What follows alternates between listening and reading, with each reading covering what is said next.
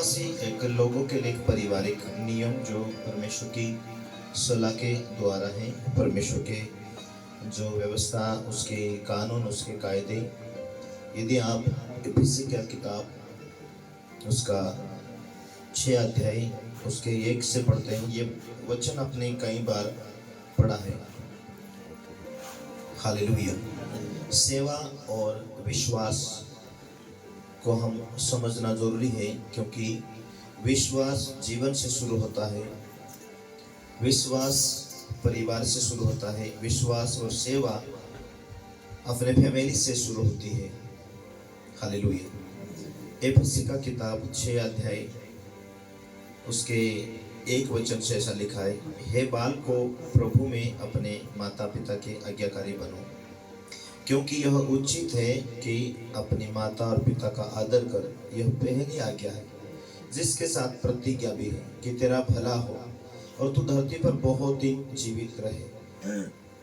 और हे बच्चे वालों, अपने बच्चों को रिश्त न दिलाओ, परंतु प्रभु की शिक्षा और चेतावनी देते हुए उनका पालन पोषण करो। आगे 5 में यदि पढ़ते हैं, हे दासों, जो लोग इस संसार में तुम्हारे स्वामी हैं, अपने मन की सिधाई से डरते कांपते हुए जैसे मसीहा की, वैसे उनकी भी आज्ञा को मानन करो। आज्ञा को मानो। मनुष्य को प्रसन्न करने वालों के समान दिखाने के लिए सेवा ना करो, पर मसीह के दास के समान मन से परमेश्वर की इच्छा पर चलो, और उस सेवा को मनुष्य की नहीं परंतु प्रभु की है जानकर सच्चे हृदय से करो, क्योंकि तुम जानते हो कि जो कोई जैसा अच्छा काम करेगा, चाहे दास हो चाहे स्वतंत्रता, प्रभु में वैसा ही पाएगा। Hallelujah, hallelujah. अभी जो सेवकाई है परिवार से शुरू होती है, और मैं सेवकाई के विषय में देखता हूँ पति पत्नी एक दूसरे से प्रेम करना। दूसरी बात है, क्योंकि उन्हें एक परमेश्वर की आत्मा से भरा हुआ जीवन जीना और परिवार को हमें साथ लेकर चलना। हालेलुया। कई कलीसिया में अधिकतर मैं कई बार देखा हूं कि एक व्यक्ति प्रार्थना करेगा, उसके बाद पत्नी प्रार्थना करेगी, उसके बाद बच्चे प्रार्थना करेंगे। उन्हें एक प्रार्थना के साथ एक एकताई दिखाई देती है। जहां 2 या 3 मेरे नाम से एकत्रित होते हैं, उनके बीच में मैं होता हूँ।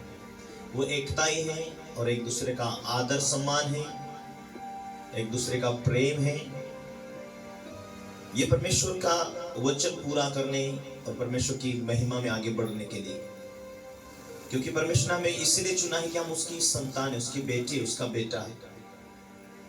हालेलुया। जिस रीति से आज गणेश को मैंने खड़ा किया और आज आराधना करे, लीडिंग करे, आप 1000 10,000 लोग क्यों ना हो, आप अन्य लोगों में कई बार आपको गवाही देना पड़ता है, अन्य लोगों के बीच में आपको प्रार्थना करनी पड़ती है। इसलिए आपको 2 लोगों में 4 लोगों में खड़े होकर गवाही देना, प्रार्थना करना, प्रचार करना, ये आपके आशीष का कारण है, और आपके आशीष के कारण दूसरों के तक आशीष पहुंचे। माँ अपने बच्चों को कभी भी वो चलते चलते गिर जाता था, ये नहीं कहती कि तो चल नहीं सकता। बच्चा अपने माँ के सामने, माता पिता के सामने नहीं लजाता। उस प्रकार हम पारिवारिक प्रार्थना करने ना लजाए, चर्च में खड़ा होकर प्रार्थना करने में ना लजाए। हम मसीह में एक परिवार है।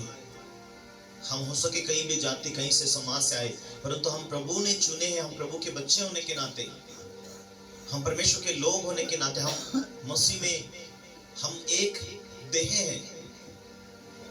हमें एक दूसरे से प्रेम करना, एक दूसरे का आदर करना।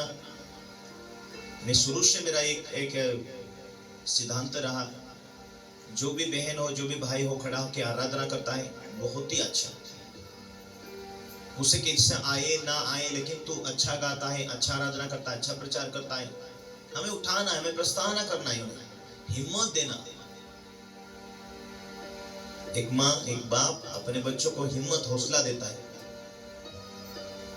हमारा जो पास्टर हो, आत्मिक व्यक्ति, आत्मिक हमारा एक अगुवा, वो हमारे माता पिता के समान है, उनके समान, उनके सामने हमें लजाना नहीं, उनके सामने हमें डरना नहीं। आपको गाते गाते चुक गए, कोई हंसने वाला नहीं। आपको प्रचार करते चुक गए, कोई बोलने वाला नहीं। आपको ठीक है, आगे सुधार होगा,